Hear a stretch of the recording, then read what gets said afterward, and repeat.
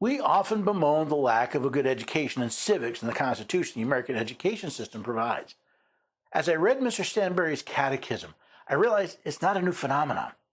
Mr. Stansbury published his Catechism in 1828, explaining in the preface that a people living under a free government which they have themselves originated should be well acquainted with the instrument which contains it needs not be proved.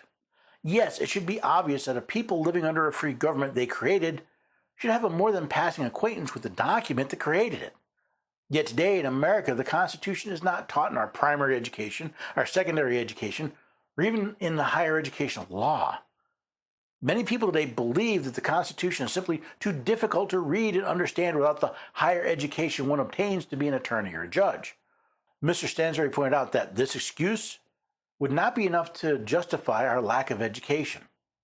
Were the system indeed very cumbrous and extensive, running into minute detail and hard to be retained in the memory, even this would be no good reason why pains should not be taken to understand and to imprint it upon the mind.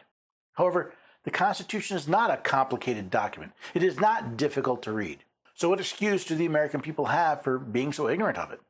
But when its principles are simple, its features plain and obvious, and its brevity surpassing all example, it is certainly a most reprehensible negligence to remain in ignorance of it.